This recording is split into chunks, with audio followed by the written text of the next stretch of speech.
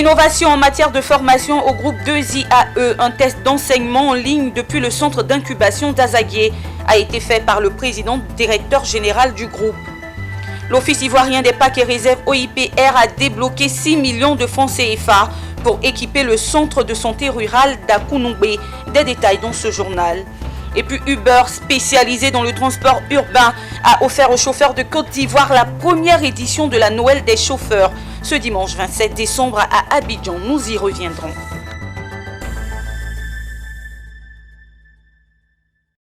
Merci de nous rejoindre pour le journal. Ouvrons-le par une information relative à la formation.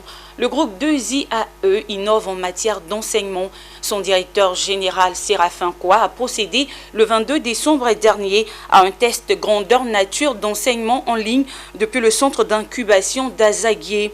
Les étudiants ont reçu un cours de management via leur plateforme. Ce programme innovant dispensé en ligne est implanté pour l'année académique 2020-2021. Des détails avec Pierre Tebeu et Léon Gilbert. Voilà, une grande première dans le système éducatif en Côte d'Ivoire. Ces étudiants ne se connaissent pas. Pourtant, ils ont un même centre d'intérêt. Ils fréquentent dans les différentes écoles du groupe 2IAE. Aujourd'hui, via le cours en ligne, ils se parlent et partagent chacun son projet. Ils ont tous suivi au même moment dans les campus de Mbato, Yopougon, Riviera-Palmeraie, Yamoussoukro et Azaguié le cours en ligne de management dispensé par son président directeur général Séraphin Koua depuis le centre d'incubation du groupe à Azaguié et échangé avec Claude Trépanier, enseignant depuis le Canada. Ici, les étudiants dans l'amphi sont attentifs, ils prennent note et réagissent pour comprendre. Donc, je suis au courant depuis plusieurs années.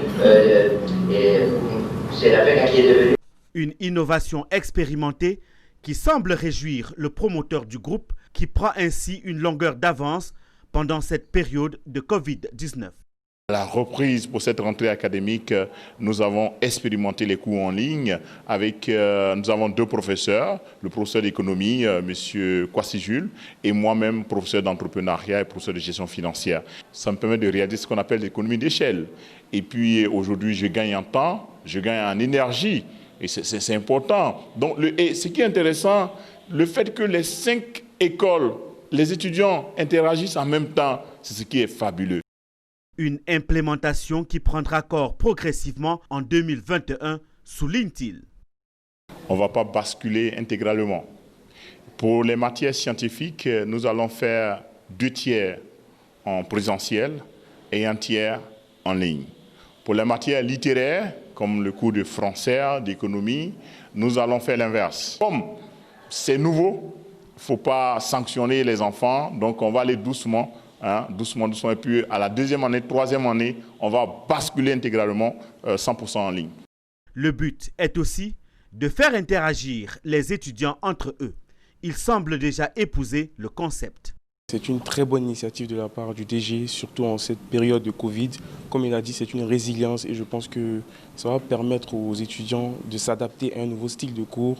J'ai très bien suivi le cours, je pense que c'est une très bonne initiative. D'abord pour les enseignants parce qu'ils n'ont pas à se déplacer, se rendre ici et là. Donc du moment où c'est en ligne, je pense qu'il y a une très bonne concentration. L'innovation fait de sorte que nous, on a la possibilité de voir les autres sites.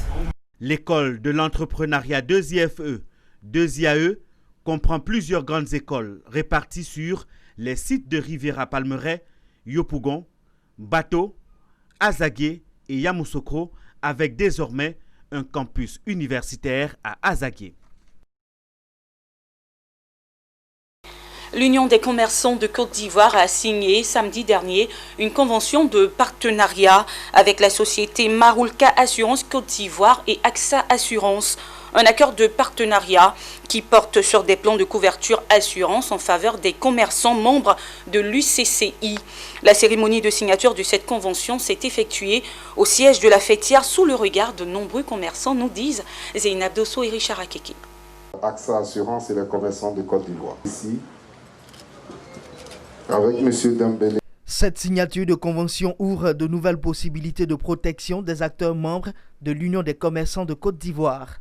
Ils peuvent désormais souscrire à une assurance en vue de prévenir les risques liés à leur secteur d'activité. Leur fêtière s'est alliée à 2 compagnies d'assurance, notamment à Marouka Assurance Côte d'Ivoire et à AXA Assurance. Les parties ont scellé leur collaboration via une convention de partenariat portant sur des plans de couverture assurance au profit des commerçants membres de l'UCCI. Ce sont des constats faits par les commerçants qui sont membres de notre structure, qui nous posent présent. C'est vrai que vous travaillez beaucoup sur le plan administratif, mais aujourd'hui, c'est intéressant que vous pensiez à nous assurer. Donc c'est dans cette optique, nous avons fait une étude déjà sur le terrain pour voir déjà l'ampleur de l'assurance sur le terrain. Nous avons vu vraiment qu'il y a sa place dans notre secteur du commerce en Côte d'Ivoire. Vraiment aujourd'hui, c'est un joie pour nous de pouvoir signer cette convention pour pouvoir vraiment bénéficier de tous les avantages de l'assurance. Spécifiquement, les commerçants membres de l'UCCI sont les premiers bénéficiaires de cet accord de partenariat. Il porte sur 2 produits, notamment sur l'assurance multirisque professionnelle liée à tout sinistre ou incident de leur magasin et sur l'assurance santé. Avec ces produits, les compagnies d'assurance s'engagent à porter assistance aux commerçants de l'UCCI en cas de besoin. C'est une assurance de groupe. Alors, plus que ça en groupe, plus que la prime bénéficie est minime et le commerçant gagne. Alors là, il va s'assurer pour plusieurs produits, qui est le multi, la MP, multi-riz professionnel qui assure les magasins. Vous savez, encore une fois que les magasins brûlent, les commerçants n'ont pas d'assurance, ils tombent à zéro. Alors là, cette fois-ci, ils n'ont pas ce problème-là. Santé, c'est la même chose. Alors voyez-vous, les gens gagnent beaucoup. Venus nombreux à cette occasion, les commerçants accueillent favorablement cette initiative tout en espérant bénéficier des avantages liés aux différentes prestations des assureurs. Parce que nous, on a été victimes d'un incendie l'année dernière et on a vu l'importance de l'assurance. Les commerçants vraiment sont confrontés à beaucoup de choses. Voilà, l'incendie des magasins, le vol. Souvent même, il y a des gens qui prennent les crédits, ils ne payent pas. Et du coup, ça nous déstabilise. Et quand c'est comme ça, si on a une assurance, c'est bon, qui peut nous aider, qui peut nous accompagner. Avec ces couvertures assurance, l'Union des commerçants de Côte d'Ivoire contribue ainsi à épargner ses membres contre d'éventuels désagréments durant leur carrière. Née en 2019, cette fêtière revendique plus de 50 000 membres disséminés à travers le territoire national. Eng Omnisport, la branche sportive de l'Ordre des ingénieurs de Côte d'Ivoire, a organisé ce samedi un tournoi de football Maracana. Dénommé le Boxing Day, c'est au total 6 équipes de l'association sportive qui se sont confrontées sur le terrain du lycée technique d'Abidjan pour la promotion de l'activité sportive et de l'enseignement. Le reportage avec Walter Kofi et Marius Seri.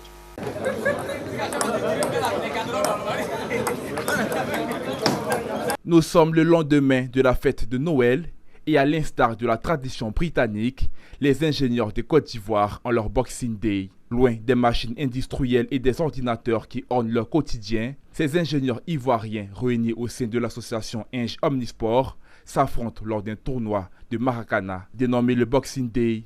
Ce tournoi est à sa 17e édition et au-delà de la valorisation de l'activité sportive, c'est l'occasion de promouvoir l'entrepreneuriat. Ce tournoi, dénommé le Boxing Day, a pour mission de promouvoir nos jeunes entrepreneurs.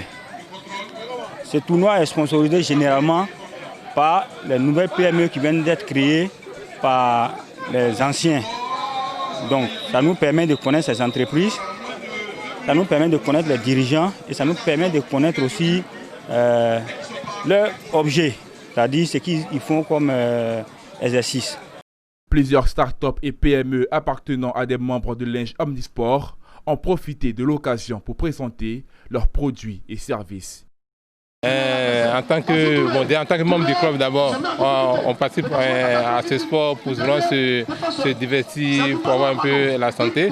Et en même temps, on en profite en même temps pour vendre un peu l'image de l'entreprise. Et les responsables de ces tournois-là sont pour la plupart du temps des ingénieurs qui accompagnent des jeunes, voilà, qui créent leur PME, qui les soutiennent. Le tournoi a été rehaussé par la présence de Djibril Ouattara, directeur général de MTN, lui-même membre du club et parrain de ce tournoi. Moi-même, je suis un diplômé de l'École nationale supérieure des ingénieurs d'Abidjan, ex-INSET de 1990. Donc c'est mon club naturel.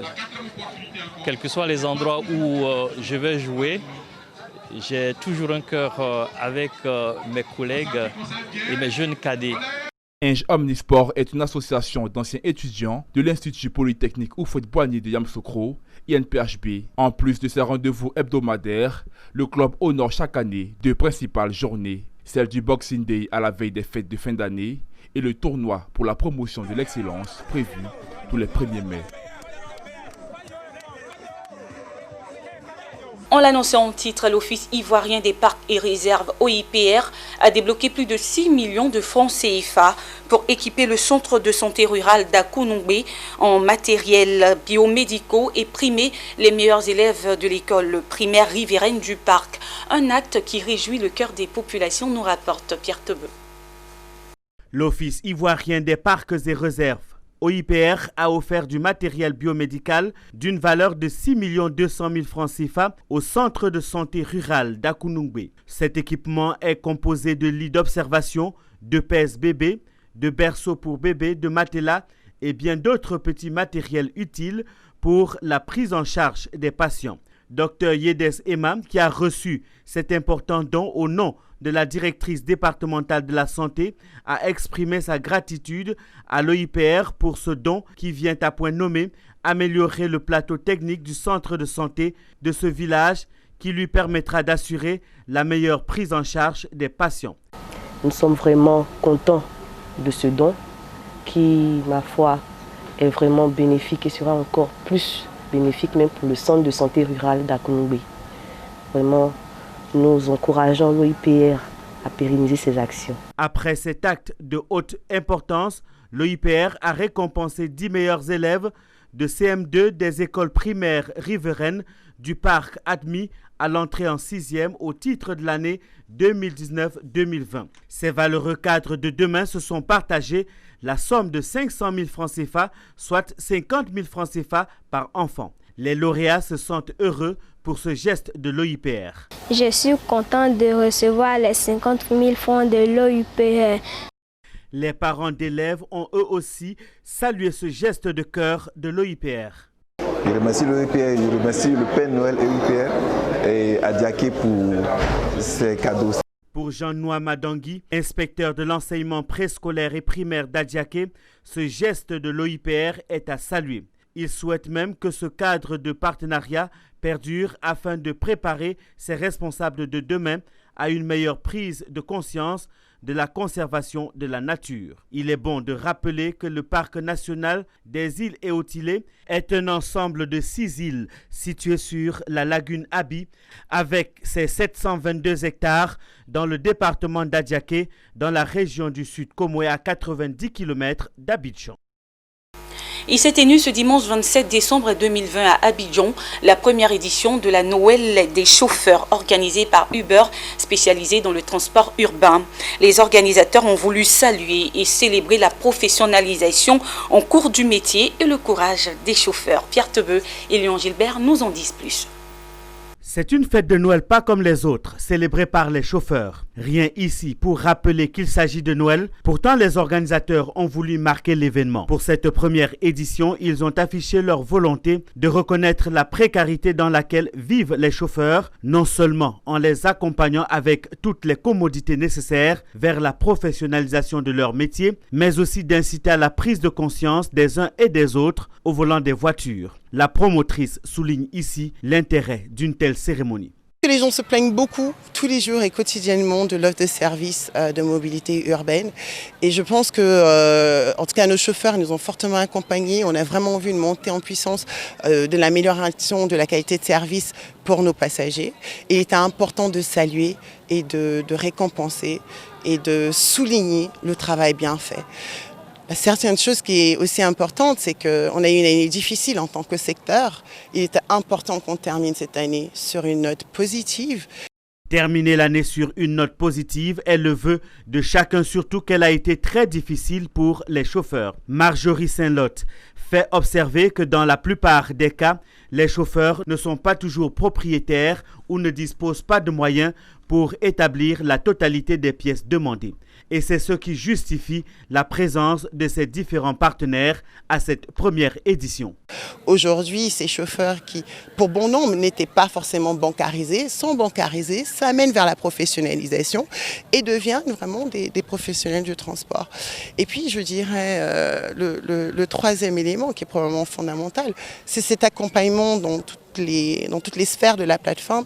Une évaluation peut être aussi un moyen de réduire les accidents sur nos routes. Abidjan, la grande métropole, doit disposer d'une plateforme pour simplifier la mobilité, d'où la digitalisation de la profession souhaitée. Parlons toujours de Noël, cette fois avec l'ONG Onclo Bacan qui a procédé à la remise de cadeaux aux enfants démunis. 3 jours durant, à travers Abidjan, Boaké, Katiola et Jacquesville, le Père Noël Onclo Bacan a distribué plus de 3000 présents aux petits-enfants démunis. Retour sur ces quelques instants magiques de la célébration de Noël à Jacquesville avec Mon Désir Nascimento. Le traditionnel arbre de Noël de l'ONG Onclo Bacan s'est déroulé par une campagne à travers plusieurs villes, notamment Boaké, Katiola, Abidjan et Jacquesville. Il a permis de distribuer plus de 3000 cadeaux aux enfants démunis, encadrés par l'ONG Onclo Bacan, une organisation engagée dans l'amour, l'éducation et la santé. Ce samedi 26 décembre a été l'épilogue de cette campagne à Jacquesville. Le vieux barbu et géant des cieux est descendu pour faire sa magie. Des cadeaux de tout genre distribués à ses enfants qui ont vécu l'instant annuel de joie. Geneviève Dagri, présidente de l'ONG Onclo Bacan et son vice-président, très heureux d'avoir réussi le pari de la mobilisation des jouets. À Jacquesville, nous avons donné 1000 cadeaux. Boaké a reçu 500 cadeaux. Korogo, Katiola et Abidjan, les 10 communes, on a partagé en tout 3000 cadeaux. Parce que beaucoup d'enfants de Côte d'Ivoire n'ont pas la joie de recevoir des cadeaux.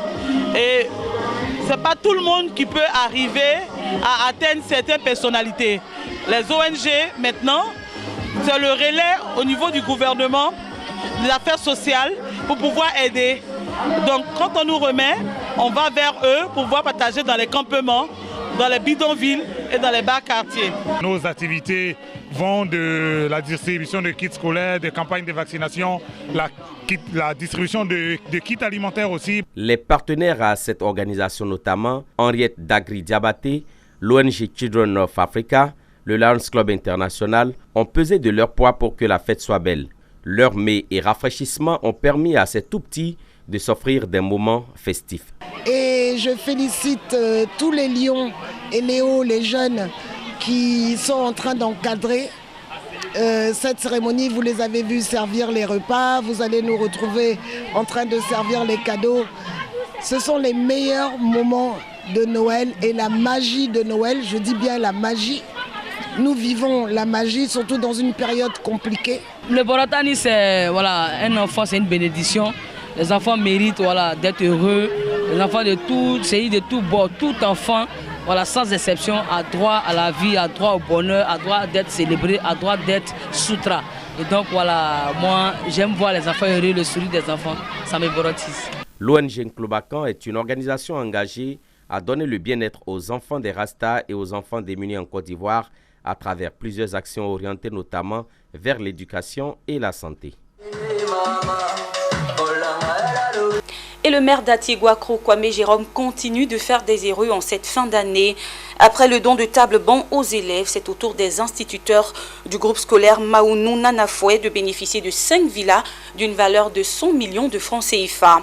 Les meilleurs élèves de la commune et les enfants des familles défavorisées ont également reçu des cadeaux de la part du maire de la commune. Le reportage de Charles Kouakou et Walter Kofi. Ce sont des logements au standing, flambant neufs, d'un coût de 100 millions de francs CFA que le maire Kwame Jérôme vient d'offrir aux instituteurs du groupe scolaire Maounou Nanafoué. Ce don est fait suite à la demande du président de la mutuelle et le chef du village de Maounou Nanafoué lors de la campagne municipale. En dehors même de ma fonction de maire, je suis un agent de développement. J'aime me mettre au service de l'autre. J'aime me mettre au service de la population. j'ai toujours souhaité être très proche de mes parents. Je suis né ici, j'ai fréquenté ici, j'ai fait l'école ici et ça m'a permis d'être ce que je suis aujourd'hui. Donc je le dois à mes parents. C'est pour ça que quand vous avez constaté, j'ai toujours été présent et très proche de mes parents. Ainsi, ces villas viennent régler le problème de logement des instituteurs dans le village. Après cet important don, le maire s'est rendu à la place Château d'Atcheguakro pour l'arbre de Noël 2020. Dans une ambiance bon enfant, ce sont plus de 600 cadeaux qui ont été distribués aux meilleurs élèves, aux enfants des agents de la mairie et aux enfants issus des familles défavorisées. Merci monsieur le maire pour tous les biens que vous avez fait pour nous. Rendez-vous est donc pris l'année prochaine pour encore plus de cadeaux et plus d'actions sociales à l'endroit des populations de la commune d'Atcheguakro. Point final de ce journal préparé par l'ensemble de la rédaction. Merci à la technique et grand merci à vous, madame, monsieur, de nous avoir suivis. Rendez-vous très prochainement. Au revoir.